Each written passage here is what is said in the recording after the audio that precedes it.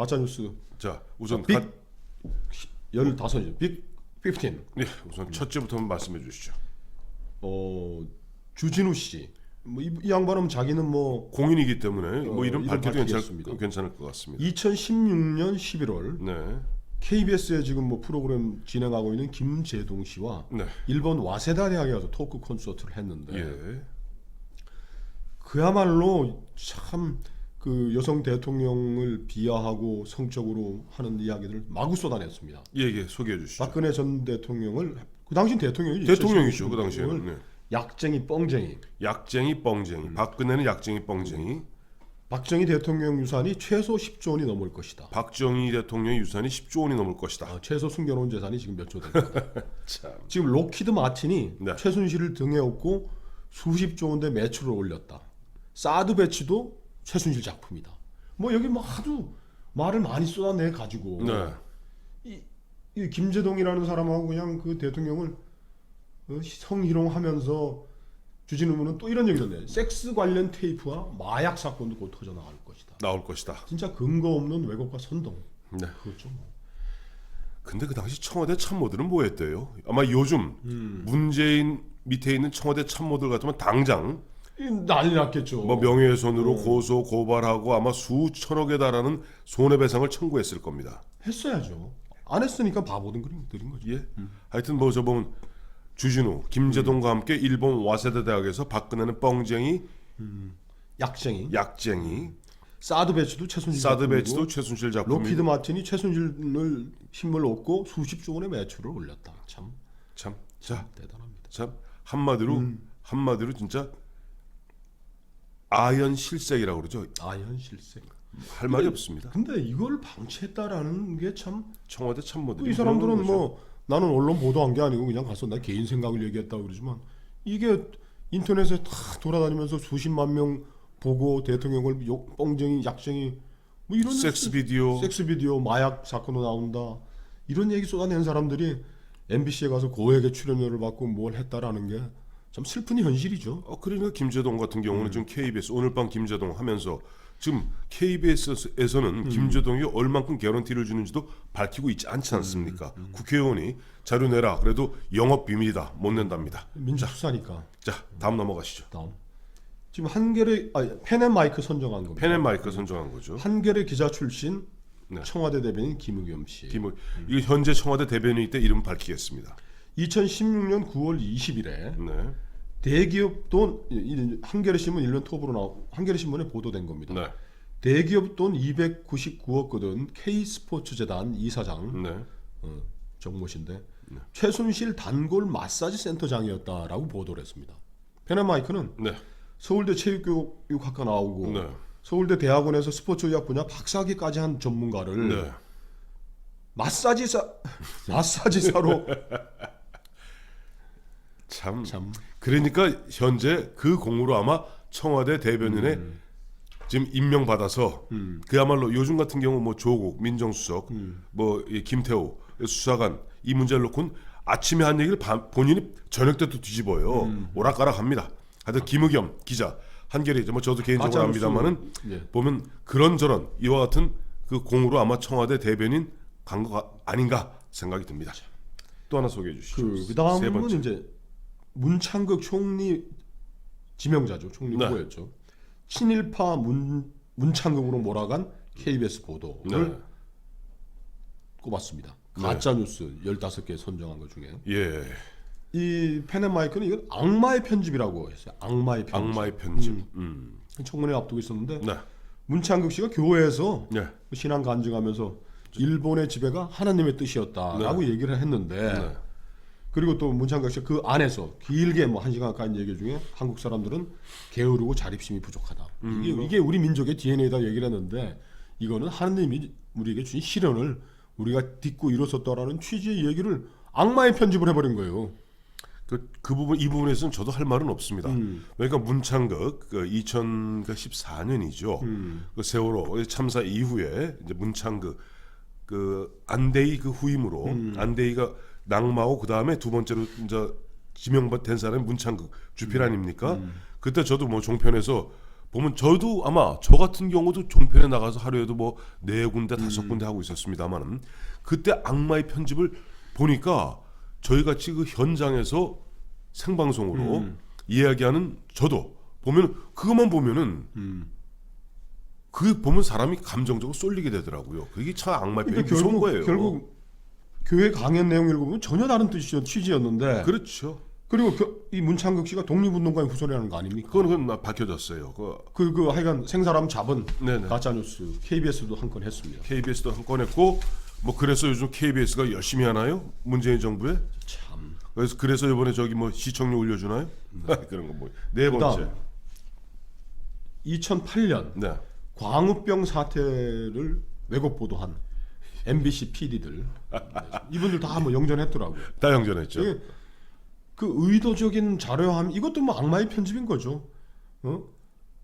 국민적 공포분이 내송송 구멍탁 미국산 소고기를 먹으면 뭐 그때 또 얼마나 또 단편적인 지식을 근거로 해서 뭐 무슨 야곱슨 병인지 뭔지 이름도 복잡해요. 이름도 복잡해요. 국민적 공포 분위기를 조성해가지고 100일간 서울 도심에서 무법 폭력 시위가 벌어지도록 조장한 선동 언론이었던 거죠. 자, 그 당시에 뇌송송 구멍탁했고 대표적인 이른바 뭐 진보를 갖다가 자처하는 어느 여배우는 내가 미국산 소고기 먹느니 청산가리를 입에 털어넣겠다.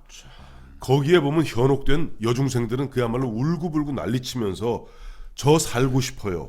아우성치고. 저는 그 대목 가면 사실 그 당시에도 이명박 정부 출범 초기 아닙니까? 이명박 정부의 허리를 분질러 놓으려고 한 거였죠. 계획한 거였죠. 계획한 건데 문제는 거기에서 사실 당시 이명박 정부도 조금 대응이 아주 어설펐어요. 기억나세요? 네. 이명박 대통령 대국민 담화 발표하면서 저 북악산에 올라가서 보니 촛불을 바라보면서 내가 긴밤지 세우고 노래를 따라 불렀다. 참 그걸 써준 참모도 참 미친 뭐 에이땡. 에이땡. 그다음 요거는 뭐 작은데 네. 오역 잘못 번역한 오역 잘못 네. 로 탄핵을 부추긴 중앙일보 이모 기자 뭐 유모 기자 이렇게 했네요. 펜앤마이크. 네네. 그 미 대사관이 네. 뭐 탄핵에 뭐 동조하는 뜻에서 1분간 소동을 했다. 이것도 오보도 냈고. 맞아요. 그러니까 미국조차도 비선 실세 최순실을 알고 탄핵에 찬성한다라는 인터넷 여론을 형성하게 만든 또 계기가 된 거죠. 그다음에 저는 항상 그때 한창 뭐 진짜 요즘 얘기로 메뚜기 마냥 이 방송 저 방송 다닐 때니까 기억합니다만은 하나하나 다 기억나시죠? 그날이 토요일이잖아요. 촛불 집회하는 날은 항상 토요일입니다. 토요일이니까 그때 마침 보니까 세종대로에 있는 미 대사관이 불이 꺼졌는데 그때 몇 번째든가 촛불을 들고 뭐 다 소동한다 뭐 이런 게 있었어요. 근데 이렇게 비춰지다 보니까 그 미 대사관 5층 그 유리창에 뭐 불이 꺼진 듯 보인 적이 있어요. 그걸 갖다가 방송에서 미 대사관도 미국 주한미 대사관도 촛불 집회에 동조한다 하는 식으로 어떻게 뭐 보면 보도도 아니고 뭐 아니죠. 선동 그렇함으로써 이른바 중도 보수층의 그 사람들을 끌어내는 일종의 그 기폭제가 됩니다. 그 다음에 조선일보도 한 건 선정됐네요. 아이고 그래요? 조선일보 한 건 했어요? 우병우 죽이기 폭격. 네. 이게 우병우 처가 부동산 특혜성 매매 계약을 했다. 넥슨에서 네. 1326억이라는 1심 판결에서 뭐 사실과 다르다. 예. 우병우하고 이제 뭐 감정적으로 맞서다 보니까 우병우를 공격하기 위해서 했지만 그 보도는 사실과 다른 가짜 뉴스 아니냐라는 게 펜앤마이크의 이렇게 뭐 정규제 펜앤마이크의 그렇죠. 시각입니다. 그다음 선정된 JTBC 뭐 손석희 씨야 뭐 사장이니까 네. 세월호 엉터리 인터뷰로도 한 건이 선정이야. JTBC는 여러 건이 선정이 됐는데 네. 세월호 엉터리 인터뷰. 그 뭐 어떤 내용입니까? 그 다이빙벨 한 이종인 씨인가요? 20시간 예. 연속 잠수할 수 있는 이런 훌륭한 시설이 있는데 이거 왜 안 했냐고 또 엉터리 주장한 사람 불러내서 네. 당 정부의 구조 노력 같은 걸 시화했고. 예. 그 얘기 이거 다이빙벨 관련해서 잠깐 짧게 제 개인적인 얘기 좀 해도 됩니까? 예, 하십시오. 이거 뭐 요 정도 하면 뭐 우리 저 애청자분들은 다 생각나실 겁니다. 네.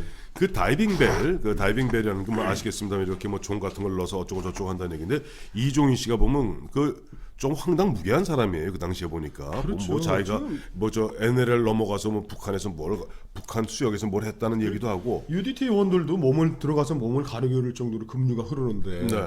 그 엉성한 그 뭐 다이빙 배를 해가지고 뭐 몇 시간 연속 잠수를 하고 그 얘기를 저는 이제 선전선동이 먹혀 들어간다는 이 우리의 이 언론 풍조, 우리의 여론 구조 네. 참 안타까워요. 그래서 마침 그때 저는 이제 보니까 어디 갔더니 뭐 우리나라 뭐 해난 구조대 UDT 그 이제 전후 회장들이 있지 않습니까? 저한테 그러더라고요. 이 평론가님 저 다이빙벨 저 엉터리입니다 그러더라고요. 그렇죠. 왜요? 그랬더니 저희 해군에서도 다이빙벨이 있습니다. 근데 그건 완전히 보온 시설이 갖춰진 동그란 구체입니다. 그런데 팽목항에는 거의 못 넣습니다. 그 왜요? 그랬더니 너무 유속이 빠릅니다. 그러더라고요. 그러니까요. 대원칙이 두 가지랍니다. 우선 수온이 몇 도 이상은 돼야 되고 유속이 얼마가 돼야 되는데 그래서 그런 건 주로 보면 중남미 카리브 해 있지 않습니까? 그런 데서 하는데 그 이종인 씨가 하는 것은 그건 그 구체도 아니고 그야말로 종 안에다가 사람 안에 들어가서 그거 하면 그 냉 기운에 사람 얼어 죽습니다. 그러면 그래서 그때 그 바람 잡은 사람이 누군지 아시죠? 이상호, MBC의 이상호. 그 양반은 아직도 뭐 희한한 이야기를 가지고 다니면서 뭐 투사 김광석 부인을 그렇죠. 뭐 살인자로 몰았다가 또 그렇죠. 네. 근데 잠깐 요 얘기 잠깐 집중해서 하면 그 얘기를 갖다가 했어요. 그 얘기를 갖다가 이상호께 해서 그다 아니나 다를까 결국 이종인 씨는 몇 번 시도하다가 그 시도하는 바람에 근처에 있던 모든 구조배들을 다 물려야 됐잖아요. 그래서 한 하루 이틀인가를 갖다가 시간을 갖다가 낭비합니다. 그러면서 그 이종인 씨가 이게 큰 돈벌이 되는 건데 그 양반 공짜로 한 거 아닙니다. 돈 다 받았습니다. 돈벌이 되는 건데 아쉽다는 제가 흥분을 해갖고 어느 방송에서 그런 얘기했습니다. 자, 이건 이종인 씨는 물론이거니와 이 다이빙발 아니면 안 된다고 온갖 바람 잡았던 이상호 기자 뉴스타파죠. 그보다 더 이른바 그 사람들은 뭐 다 뭐 줘요. 아니 그 손석희 JTBC 앵커 다 대국민 사과해야 된다. 근데 그 다음 사과했습니까? 아니 그 다음 날 JTBC에 전화가 오더라고요. 평론가님 그동안 쭉 고정 출연하셨는데 내일부터 안 나오셔도 됩니다. 그러더라고요. 그렇습니다. 그다음 개인적인 선정된 게 이제 태블릿 PC 워낙 유명한 거죠. 태블릿 PC 선동보도한 JTBC 손석희. 이게 태블릿 PC 최순실 태블릿 PC인데 이게 그럼 그때 JTBC가 보도한 게 뭡니까? 이 태블릿 PC로 최순실이가 최서원이가 그 박근혜 대통령의 연설문을 수정했다라는 게 그 의혹 제기 주장이었죠. 했나요? 네? 연설문 수정했나요? 뭐 한두 개 본 거는 있는 것 같아요.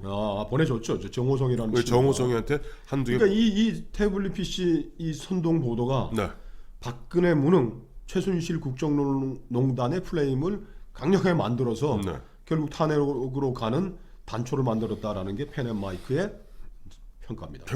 그다음에 채널A 또 한 건 했네요. 채널A도요. 박근혜 죽이기 오보입니다. 최순실이 대통령 전용기에 동승해서 외유에 나왔고 청와대 관저에서 잤다. 그다음에 차은택이 박근혜 대통령의 보안 손님으로 밤에 들락거렸다라는 것은 오보로 밝혀진 사실이죠. 그건 오보로 밝혀진 게 뭐 특검 이후에도 보면 그야말로 최순실, 뭐 차은택을 비롯한 이른바 국정농단의 주역이라는 사람들을 갖다가 정권 바뀌면서 거의 예전으로 얘기하면 압슬형을 가하듯이 탈탈 털지 않았습니까? 결국 아무것도 그 부분은 밝혀진 게 없죠. 한겨레 다음에 한 건 했네요. 박근혜 대통령이 세월호 그 중앙 상황실에 가기 위해서 올림머리를 하느라 90분을 썼다라고 이제 일면 톱으로 보도를 했습니다. 근데 특검 수사 결과 사고 당시에 20여 번, 이건 뭐 여자들이라는 게 뭐 어디 나가면 화장해야 되고 머리 손질하는 거야. 뭐 20분 정도 한 거에 불과했는데 이 보도가 박근혜 전 대통령 탄핵 소추안 표결 사흘 전에 보도됨으로 해서 국민이 죽어나 빠지는데 머리 만지느라고 90분을 썼냐 뭐 이런 또 분노를 자아내는데 기여를 한 거죠. 그런 부분에 있어서 참 안타까워요. 나중에 그 뭐 자매죠. 그 그 분장 화장하는 그래서 뭐 누가 데려와서 급히 머리 만져줬다 그러는데 이런 부분 저는 아쉬움이 남아요. 사실 박근혜 대통령이 뭐 모자 쓰고 하면 되는 거 아닙니까? 그렇게 급하면 번거지 모자 쓰고. 아니 번거지 모자 쓰면 안 되죠. 그 일막 군인 모자들 있잖아요. 왜 그분이 평생 그렇게 안 산 사람이니까. 그러니까 뭐 기대는 안 합니다. 그다음 CBS 노컷 뉴스 한 건 했습니다. CBS 노컷 박근혜 뉴스. 대통령이 세월호 네. 그 이제 사건 터지고 나서 네. 그 조문 갔을 때 웬 할머니를 그 섭외 현장에서 섭외를 해가지고 뭐 감사해요, 뭐 고마워요 이런 얘기를 하게 만들었다는 건데 네. 이거는 청와대가 소송을 벌여가지고 네. 2년 만에 저 CBS가 정정 보도를 했으니까 뭐 가짜 뉴스 맞는 것 같습니다. 예. JTBC는 또 한 건 했네요. 또 많기도 하네 JTBC는. 그 JTBC가 박근혜 대통령이 네. 차병원이죠. 차움 차움병원. 네, 차움병원에 갔을 때 네. 길라임이라는 가명을 썼다. 이것도 참 길라임. 얼마나 이 길라임이 무슨 그때 무슨 드라마의 주인공이었나? 시크릿 가든이라는 시크릿 가든에 나오는 근데 길라임이랍니다. 특검 조사하고 했던 결과로는 예. 박 대통령이 아닌 차움 간호사가 편의상으로 자기가 자기가 쓴 것이다. 예, 뭐. 시사저널 이 주진우 씨가 시사저널 뭐 기자라는 이름을 명패를 아직도 갖고 다니나요? 모르겠다. 주진우 씨요. 뭐 그럴 겁니다 아마. 최순실 아들이 청와대 근무했다. 최순실 없는 아들까지 만들어서 청와대에 근무하고 있는 걸로. 최순실은 아들이 없죠. 정유라가 딸이죠. 네. 예. 그래서 시사저널은 당시 보도에서 최순실이 첫 남편 사이에서 1983년 아들을 출산했다. 이걸 기정사실화했는데 전혀 사실 무근이었다. 네. 그 주진우 이 친구는 그 요즘- 일본 가가지고도 네.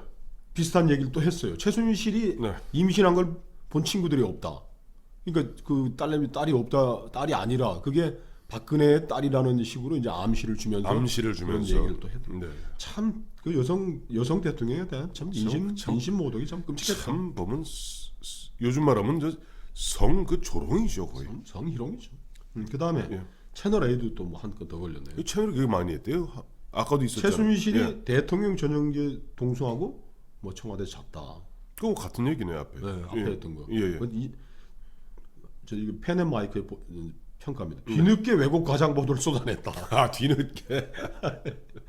이게 좀 뭐 딴 데 물 먹었다고 그냥 막 오보를 양산했다. 이렇게. 예. 다음 하나 더 있습니다. 네. 오마이뉴스. 참 이게 오마이뉴스 뭐 전형적인 좌파 매체. 천안함 어뢰 조작설. 이것도 아이고, 참 우리 이 천안함을 폭침시킨 어뢰의 그걸 추진체를 우리가 찾아낸 거 아닙니까? 천우 신조였죠. 천우 기적적으로. 기적적으로. 근데 그 어뢰 추진체에서 붉은 멍게가 발견이 됐다라고 이제 가짜 뉴스를 생산했던 거예요. 그러면서 네. 동해에서만 서식하는 붉은 멍게가 네. 어떻게 서해안에서 발견됐느냐? 예. 국방부가 어뢰를 조작해서 만들어냈다라는 여론을 부추겼죠. 그러면 그 동해에서 그걸 어뢰를 터뜨려서 다시 갖고 왔단 말입니까? 글쎄 모르. 뭐 하여튼 뭐 말이 안 되는 얘기인데. 그런데 올해 KBS가 추정 60분에서 이 의혹을 또 되풀이했다네. 참 근데 가짜 뉴스. 근데 붉은 멍게는 진짜 동해에만 살아요? 뭐 그것도 뭐 둘러대는 얘기겠지. 뭐 동해만 사는 멍게가 있고 뭐 서해 사는 멍게가. 그래도 그런 걸 따져보지도 않는 거예요. 예. 그 지금도 만나보면은 뭐 천안함 뭐 미국 잠수함이 어쨌다 뭐 아이고 참 이게 우리나라의 언론의 수준이고 형편인 것 같아요.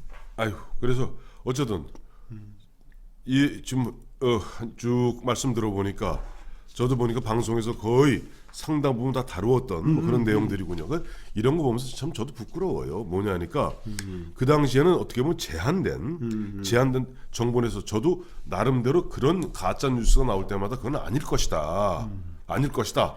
라고 합리적 의심을 바탕으로 합리적 의심하는 법보다 예. 이 가짜 뉴스를 만들어서 퍼뜨리고 이걸로 이득을 보는 사람 세력들이 더 조직적이고 강력하니까 그러니까요. 합리적 의심이 설 자리가 없는 설 자리가 없더라고요. 그때 보니까 이른바 그리고 광우병으로 어. 그 당시에 광우병 먹으면 뭐 뇌성성 구멍 탁 돼가지고 한다 그러면 지금 제가 알기로는 호주산보다 지금 미국산 소고기 더 많이 수입이 되는데 네.